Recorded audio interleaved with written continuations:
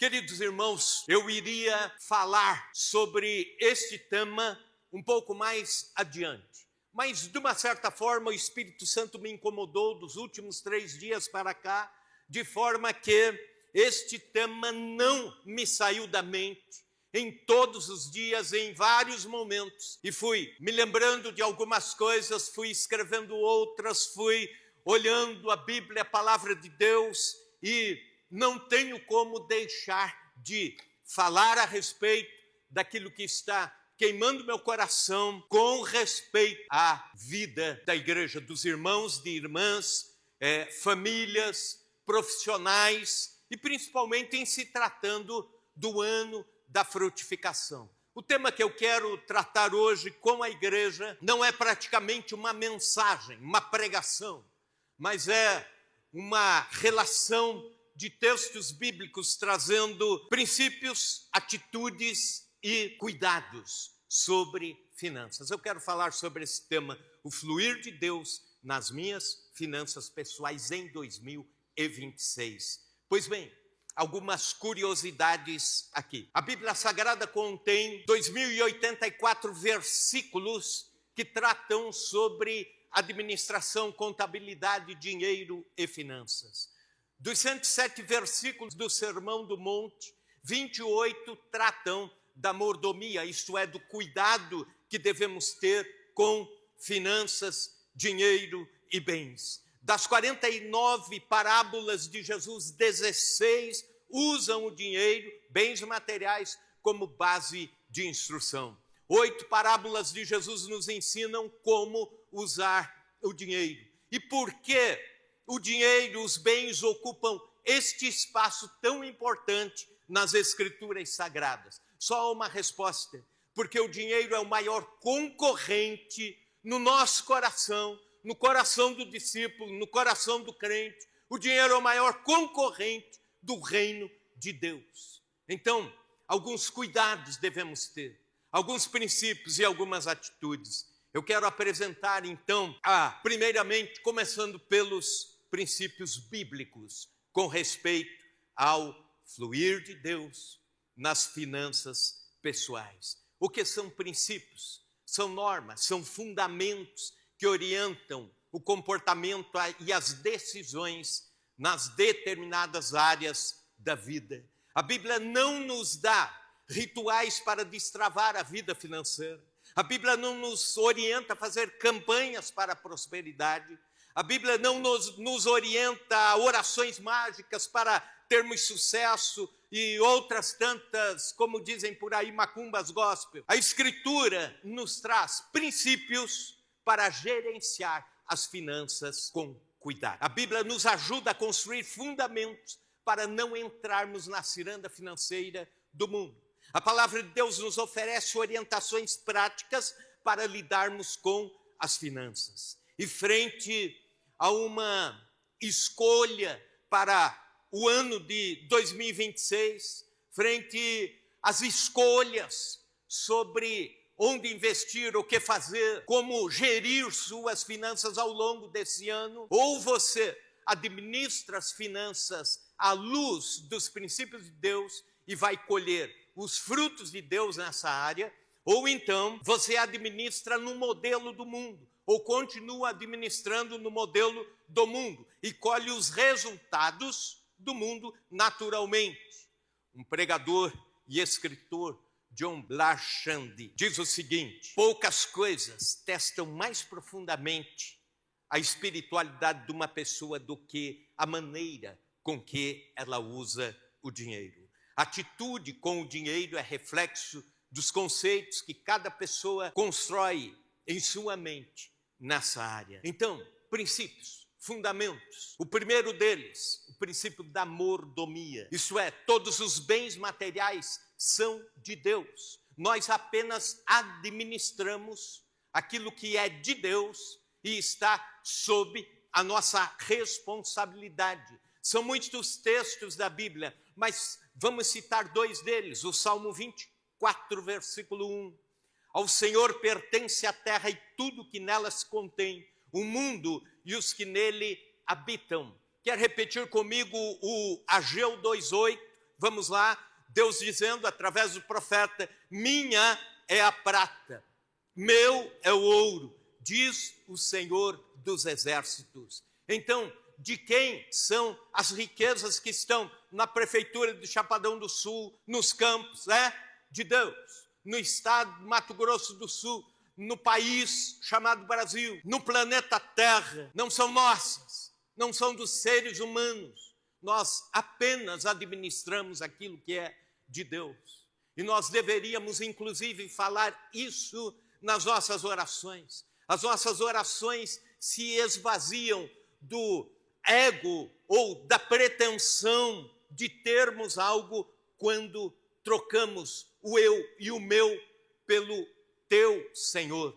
Por exemplo, você orar dizendo: Senhor, o que eu devo fazer com o teu dinheiro que economizamos na família, onde devemos aplicá-lo? Senhor, este é o momento ideal para a troca do teu carro, ou devemos esperar? Senhor, nesse mês estamos sem os recursos para cobrirmos a conta do condomínio do teu apartamento onde ocasionalmente moramos, mas é teu. Ao Senhor pertence a terra, os bens, o ministério, os dons, o dinheiro. Nós somos administradores serviçais das riquezas de Deus. O que é um administrador? A Bíblia chama isso de mordomo. O que é o mordomo? O mordomo era um escravo dentro de uma estrutura familiar, um escravo que era chamado de oikonomos. O oikonomos era um escravo treinado para cuidar dos bens, dos valores, da riqueza, do cofre, do cartão de crédito, etc., do seu senhor, da casa do seu senhor. Administrava as finanças, inclusive na ausência do seu senhor, mas era apenas o escravo. Quando ele morria, ele não teria direito a nada, nenhuma herança. Ele administrou a vida inteira os bens do seu senhor. Nós somos apenas gestores dos bens de Deus, os bens que Deus nos dá para vivermos aqui na terra 80 ou 90 anos. Depois, esses mesmos bens passarão para outras pessoas e outras pessoas. De acordo com o reverendo Hernandes Dias Lopes, quando o mordomo se sente dono dos bens do seu senhor, ele está traindo o seu senhor. Então, eu e você somos mordomos dos bens que são de Deus. Esse é um princípio bíblico. Segundo princípio, a providência divina. Deus é a fonte de tudo o que precisamos. Veja comigo Filipenses 4,19. O meu Deus, segundo as suas riquezas, suprirá todas as vossas necessidades em glória por Cristo Jesus. Provérbios 8, 20 e 21. Faço andar pelo caminho da justiça, no meio das veredas do juízo, para que faça herdar bens permanentes aos que me amam e eu encha os seus tesouros. Quem é a fonte dos bens? Deus. Quem é o seu provedor? Deus. Em 2026, não confie que o presidente do Brasil será a fonte da sua segurança econômica. Em 2026, não se fie que o dono da empresa para a qual você trabalha é o seu provedor. Não creia que o seu capital investido para a renda mensal é o seu abastecedor. Quem é o provedor? Deus é o seu provedor. Deus é a sua fonte. Confie em Deus. Terceiro princípio, a sacralidade do trabalho. O trabalho é o modo de Deus para nos dar aquilo que precisamos. O Senhor nos ordena que trabalhamos com afinco, sem nos entregarmos em nenhum momento à ociosidade. Vários textos bíblicos tratam sobre isso, inclusive o Senhor Jesus dizendo em dado momento: eu trabalho, meu pai trabalha desde o princípio. O trabalho é algo sagrado. Antes de existir família, já existia trabalho. Antes de existir igreja, já existia trabalho. Deus já havia instituído o trabalho como sendo abençoador e provedor para a humanidade. Provérbios 14, 23. Em todo trabalho há proveito, mas ficar só em palavras, isto é, só na teoria, como dizem por aí no enrolation, leva à pobreza. Provérbios 28, 19. O que lavrar a sua terra virá a fartar-se de pão, mas o que segue a ociosos se fartará de pobreza. Provérbios 13, 11, repita esse comigo em alto bom som. Os bens que facilmente se ganham, estes diminuem, mas o que ajunta a força do trabalho terá aumento. Eu já ouvi esta frase algumas vezes: ore como se tudo dependesse de Deus, mas trabalhe como se tudo dependesse das suas mãos. Os puritanos são o grande exemplo. Já tenho dito aqui na igreja, eles foram os melhores cristãos de todas as épocas. Eles deixaram legados em todas as áreas onde se passa. No mundo ocidental, há legados dessa preciosa estirpe de cristãos. Os puritanos, lá dos anos 1600, 1700, indo até uma parte dos anos 1800. E eles tinham uma ideia muito clara de que o trabalho glorifica a Deus. O trabalho das nossas mãos para a sociedade glorifica a Deus. Eles foram os colonizadores da América do Norte. Eles tinham uma ética definida. Inclusive, eles escreviam sobre isso. E isso ficou marcado em muitos locais, em muitos livros e até em selos postais. Trabalho árduo somado à disciplina.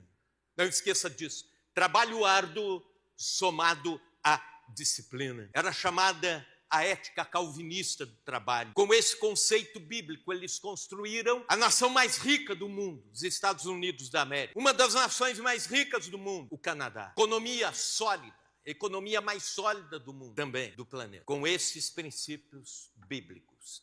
Trabalho árduo e disciplina. Quarto princípio, servidão. O dinheiro é para ser servo e não senhor da sua vida. E para isso, devemos destacar a neutralidade ética ou espiritual do dinheiro. Talvez você já tenha ouvido uma frase assim, alguém alegando até que este é um verso da Bíblia e que está incompleto. O dinheiro é a raiz de todos os males. Isso está certo? Não. Qual é o certo? O amor ao dinheiro é a raiz de todos os males. O dinheiro não é bom nem ruim. Ele é neutro, depende das emoções e da devoção que cada um tem ou cada um presta para o dinheiro. Aí sim ele será ou senhor da sua vida ou servo. Segundo o princípio bíblico, ele precisa ser servo seu. Você não pode prestar culto ao dinheiro. Você não pode ser escravo do dinheiro. Mateus capítulo 6, versículo 24, palavras do Senhor Jesus dizendo: ninguém pode servir a dois senhores, porque ou há de aborrecer-se de um e amar o outro, ou se devotará a um e desprezará o outro. Não podeis servir a Deus e às riquezas. A questão não é ter ou não ter riquezas, é ser servo delas. Deixar que as emoções pelas riquezas, a ambição, leve a sua vida. O escritor Herbert Spencer diz que o dinheiro é o maior Deus debaixo do céu. E Jesus coloca a servidão ao dinheiro em contraponto com a servidão a Deus. E aí você precisa fazer uma escolha para esse ano de 2026. Observe que o dinheiro produz muitas características de um Deus, razão pela qual Jesus o classifica como Deus ou como Senhor, como um Deus com letra minúscula. O dinheiro, observe bem, traz a sensação de segurança para muitas pessoas. A ausência dele traz a sensação de insegurança. Ele promete liberdade, ou ele pode aprisionar. Ele dá poder, ou ele dá a sensação de onipotência. Ele ata ou desfaz relacionamentos. Ele manipula sentimentos. Gera emoções extremas, como o ódio, por exemplo. Leva pessoas a insônia, depressão, ansiedade e suicídio. Corrompe valores de uma sociedade, faz promessas, exige zelo diário, atenção, energia e perspicácia. Parece onipresente, parece estar em todos os lugares, em todas as culturas e em todas as épocas. O dinheiro precisa ser seu servo e não o seu senhor. Quinto princípio, o princípio do aconselhamento. É o buscar conselhos quando você está fazendo algum negócio que envolva bens materiais, que envolva investimento. Isso é um princípio bíblico. Quando estiver frente a uma compra, a um investimento, peça conselhos a quem entende. Busque a opinião de gente sábia, experiente, idônea, profissionais capacitados, de preferência irmãos de fé. Não seja orgulhoso em dizer, eu preciso comprar uma casa, não entendo nada de casa, mas eu que decido. Vou comprar o meu automóvel, mas não entendo nada de carro, sou eu que decido, afinal eu sou o dono das minhas decisões. Não seja assim. Normalmente as pessoas enroladas nos negócios são orgulhosos. Orgulhosos no negócio são enrolados também. É aquele, por exemplo, que tem uma caminhonete 0 quilômetros, mas ele está com 5 prestações atrasadas, aí rapidamente ele troca por um terreno, troca o terreno por 2 casinhas de aluguel dali um tempo. Uma das casinhas de aluguel ele troca por 2 motos e uma bicicleta. A outra casinha de aluguel ele perde porque atrasa os IPTUs. E no fim de 4 anos, só lhe resta um radinho a pilha assim debaixo do braço e ainda contando vantagem, dizendo que é um bom negociador. É um enrolão. Provérbios 15, 22. Onde não há conselho, frustram-se os projetos, mas na multidão de conselheiros se estabelece. Então Deus dá os princípios, mas também Deus nos orienta a práticas diárias com respeito, práticas cotidianas com respeito a finanças. Se os princípios são os fundamentos, o que são as práticas?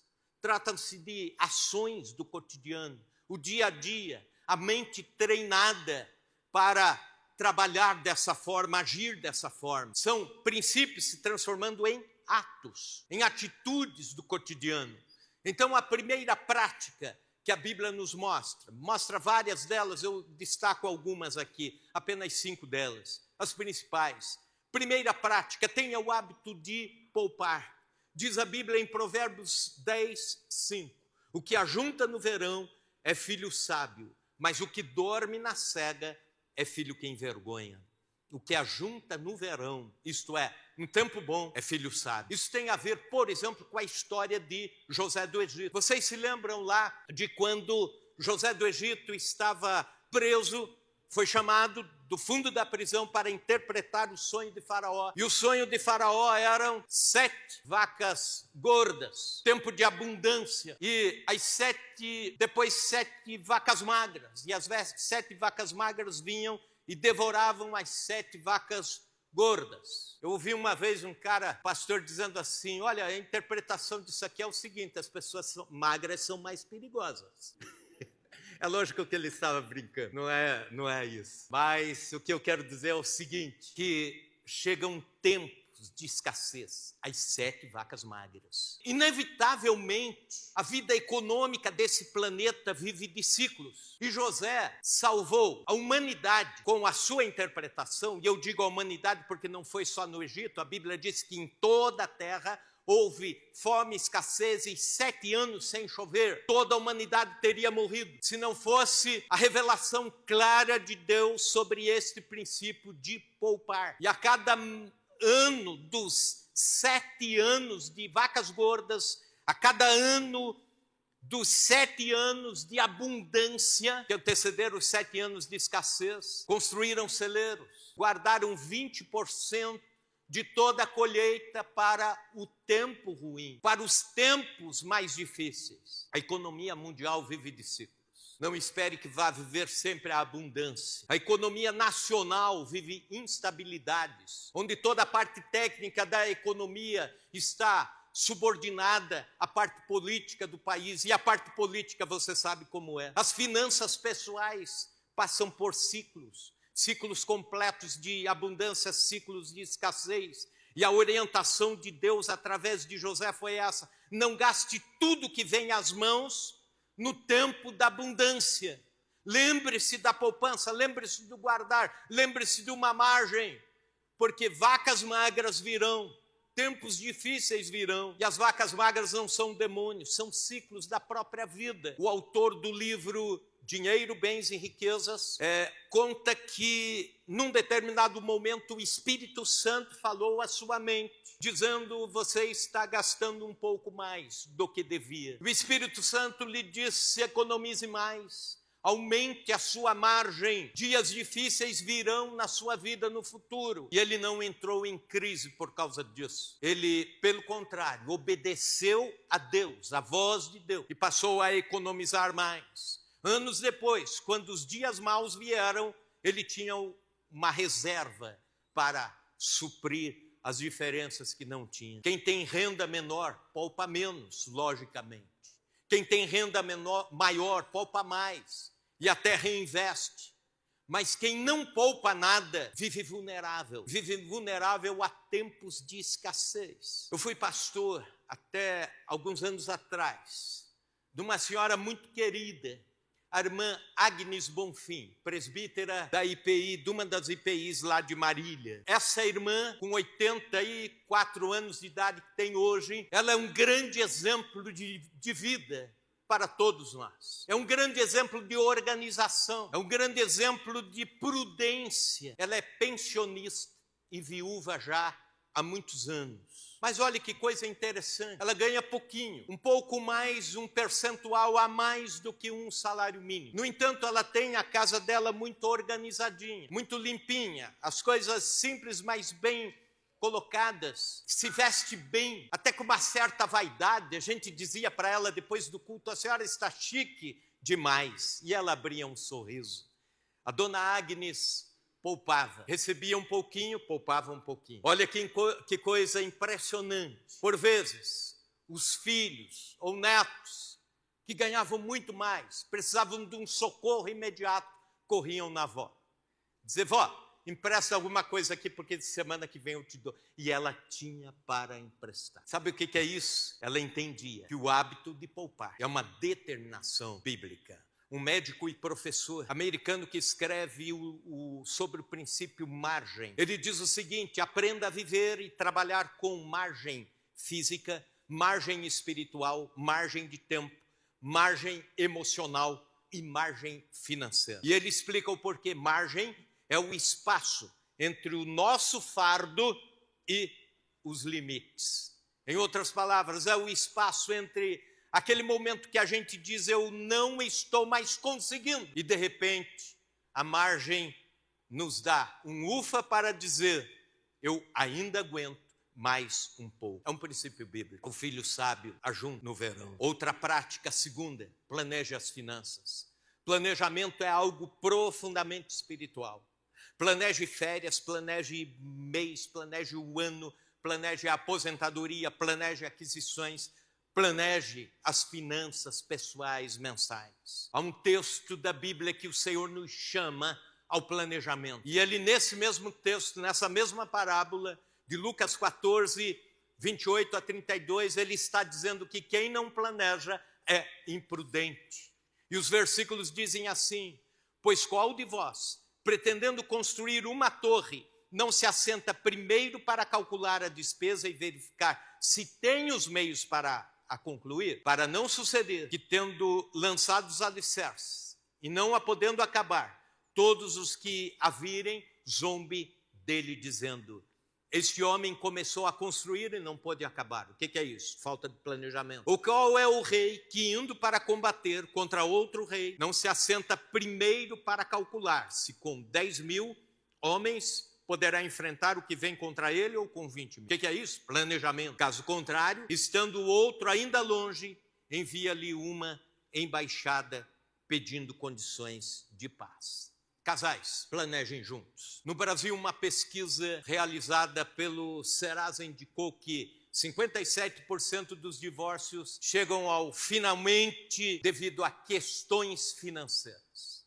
A alma do divórcio foi questões financeiras. Nos Estados Unidos da América, uma pesquisa da Universidade de Michigan mostrou o dinheiro como principal motivo dos conflitos entre casais.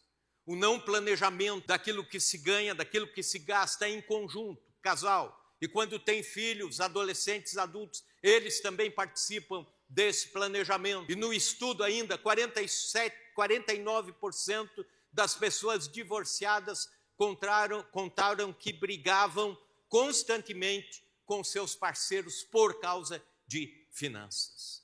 Uma pesquisa realizada pela H2R, pesquisas avançadas, revelou que no Brasil, 33% dos casais brigam com certa frequência por dinheiro. No Brasil, a segunda causa de divórcios é a incompatibilidade dos cônjuges na administração financeira. Planejar juntos blinda contra a possibilidade da discordância um com o outro. Planeje a vida com o lápis e depois dê o lápis e a borracha na mão de Deus. Pode ser o planejamento simples, entradas e saídas, receitas e despesas, mas planeje. Terceira prática, diferencie entre necessidades e futilidades. Filipenses 4,19. E o meu Deus, segundo a sua riqueza em glória, há de suprir em Cristo Jesus cada uma das vossas necessidades. Não se escandalize com uma verdade que vou te dizer. Deus não é contra o luxo ou contra um sonho de consumo que você tem. Mas acontece que ele não está comprometido com o seu sonho de consumo ou com a nossa futilidade. Ele se compromete com as nossas necessidades. É isso que o texto está dizendo. Portanto, não cobre de Deus negócios errados que você fez pensando apenas no bem-estar, no conforto, nos ideais consumistas. Augusto Nicodemos, que eu considero hoje o maior dos ensinadores entre nós, os cristãos, vale a pena segui-lo nas redes sociais ou nas literaturas. Ele diz o seguinte, numa das suas pregações: Jesus morreu na cruz do Calvário para te dar perdão de pecados, vida eterna, justificação, resgatá-lo do império das trevas e levá-lo ao reino do Filho do seu amor, restaurar a relação que estava quebrada entre nós e Deus. É por isso que ele morreu, é por isso que você foi salvo. E ele continua dizendo, mas se você quiser bens, trabalhe, use a inteligência que ele já te deu. Use a sabedoria e os dons que ele deu a você e a nós. E conquiste você mesmo. Quarto princípio, monitore possíveis desperdícios. Aliás, quarta prática. Provérbios 18, 9. Vamos repetir juntos? Vamos lá? Quem é negligente na sua obra já é irmão do desperdiçador. O Brasil hoje consta como sendo o 10º país no ranking dos países que mais desperdiça, segundo a ONU, mais desperdiça alimentos.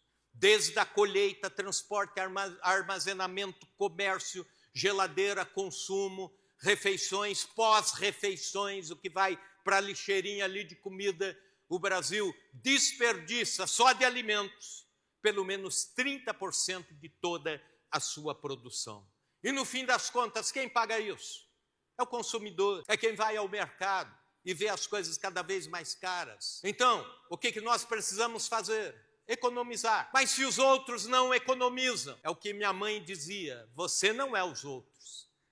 Lembra-se dessa frase? Então economize. Se vai sair do ambiente, desliga o ar condicionado, conserte a torneira que está vazando, conserte o telhado estragado, limpe a calha para que aquilo não transborde, encha a laje e a laje venha a umedecer a pintura da casa e assim por diante. Leva o automóvel na manutenção. Tinha um irmão de fé, ele era muito rápido, muito afoito, e ele dizia assim, meu carro é para a obra de Deus. Meu carro eu não se preocupo com nada, não fico levando para revisão, não faço rodízio de pneus, não faço polimento, é de Deus, é para a obra de Deus. Isso parecia super espiritual, só que não.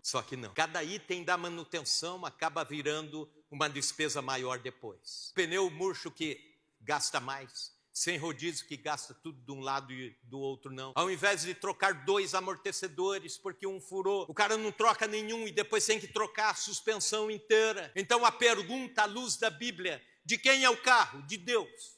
Então cuide do que é de Deus. De quem é o dinheiro? De Deus. Então zele das coisas para que você não precise gastar dinheiro naquilo que você não mantém sob cuidados e vai estar gastando o dinheiro de Deus no seu desleixo. Quinta prática, desconfie das ofertas de ganho rápido. Veja o que diz a Bíblia, 1 Timóteo 6, do 9 ao 10. Ora, os que querem ficar ricos caem na tentação e cilada e em muitas concupiscências insensatas e perniciosas, as quais afogam os homens na ruína e perdição. Porque o amor ao dinheiro é a raiz de todos os males. E alguns nessa cobiça se desviaram da fé e a si mesmos se atormentaram com muitas dores. Olha as palavras aqui: caem em tentação, cilada, concupiscências insensatas, perniciosas, ruína, perdição. O que mais? O desvio da fé. O que mais?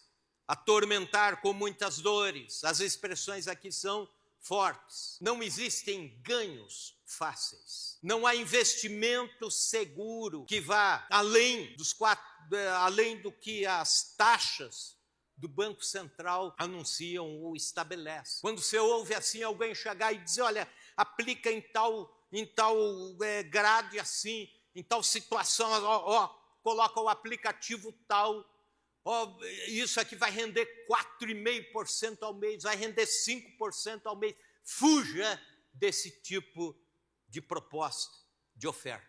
No mínimo, é um golpe. Outros golpes, os jogos de azar, tigrinho, as bets e tudo mais. Agora, pasmem com aquilo que eu vou dizer. Pesquisa do Poder Data mostra que os evangélicos são mais endividados por causa de apostas online do que os católicos.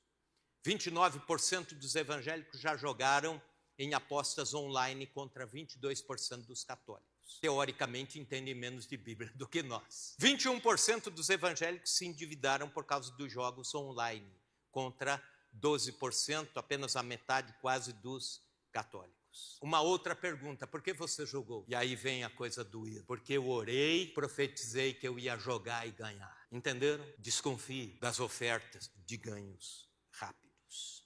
Agora, por último, os cuidados constantes. Isto é, a disciplina pessoal, a autovigilância. O primeiro cuidado com a avareza, ela é fruto do descontentamento. A avareza é a ânsia insaciável por ter.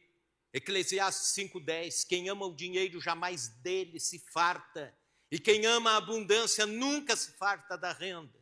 É alguém que está sempre querendo mais e mais, insaciavelmente. A avareza é um desdobramento do descontentamento. Veja o que diz o autor aos Hebreus: sejam vossos costumes sem avareza, contentando-vos com o que tendes, porque ele diz, não te deixarei e nem te desampararei. Avareza também é a ambição pelo dinheiro como prioridade. Lucas 12,15. Então lhes recomendou, tende cuidado e guardai-vos de toda e qualquer avareza, porque a vida de um homem não consiste na abundância de bens que ele possui. E por último, Colossenses 3,5, a idolatria, a avareza é idolatria, é culto ao dinheiro e bens. Veja o que Paulo diz: fazei, pois, morrer a sua velha natureza terrena. Qual é a natureza terrena? Prostituição, impureza, paixão lasciva, desejo maligno e avareza, que é a idolatria. Segundo cuidado, apelos consumistas, crediários, cheque especial, limite bancário, cartão de crédito.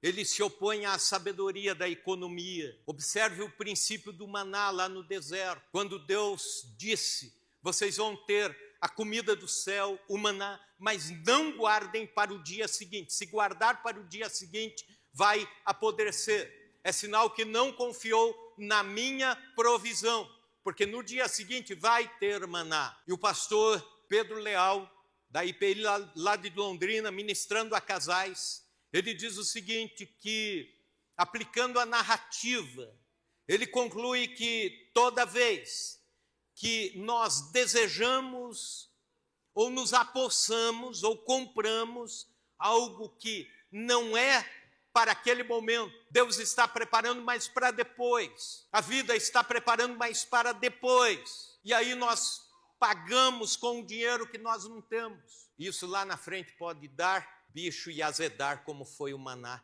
guardado. Aliás, dizem que a melhor definição para cartão de crédito é essa: a possibilidade de comprar o que você não precisa com dinheiro que você não tem para agradar pessoas que você não gosta delas. Outro cuidado, cuidado com a ciranda financeira. Ela envenena e traz morte financeira. Agora preste bem atenção nisso. No Antigo Testamento, os juros abusivos eram comparados a uma picada de serpente venenosa, cujo veneno se espalha rapidamente e traz a morte. No episódio da serpente de bronze, lá no livro de Números, capítulo 21, que Moisés levanta a serpente no deserto para que todos aqueles que foram picados pelos venenos das serpentes olhassem a serpente de bronze e fossem curados, isso prefigurando a crucificação de Cristo que viria séculos adiante. A palavra que aparece para a mordida ou picada das serpentes venenosas que trazia a morte era nashak, no hebraico. O verbo picar. E ele também aparece em Deuteronômio 23, 20, quando o texto diz: ao estrangeiro emprestarás com juros, porém a teu irmão não emprestarás com juros. E aí aparece a palavra nashak. É o juro que, por aí a gente diz, que come pelas pernas. O juro que vai crescendo e virando bola de neve. O juro que traz desânimo sobre a vida financeira do cidadão.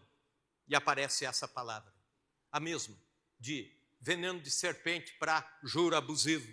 Abacuque 2,7, novamente a palavra aparece no contexto de finanças. Não se levantarão de repente os teus credores. A ideia do nashak, aquele que vem para picar e matar com o veneno. E não despertarão os que te hão de abalar, tu lhes servirás de despojo. Então, cuidado com a ciranda financeira, com os empréstimos facilitados das financeiras e assim por diante. Quarto cuidado, cuidado com as dívidas, elas tiram a paz interior. Romanos 13:8, Paulo diz: a ninguém fiqueis devendo coisa alguma, exceto o amor com que vos ameis uns aos outros. Eu já preguei muitas vezes no início do ministério, usando este texto para falar sobre o amor, a dívida de amor. Mas o texto começa com um imperativo categórico, dizendo: a ninguém fiqueis devendo coisa alguma. Destaque para a expressão coisa alguma. O número de famílias endividadas aumenta a cada ano. A tendência é que continue aumentando pelas estatísticas dos últimos 20 anos do IBGE.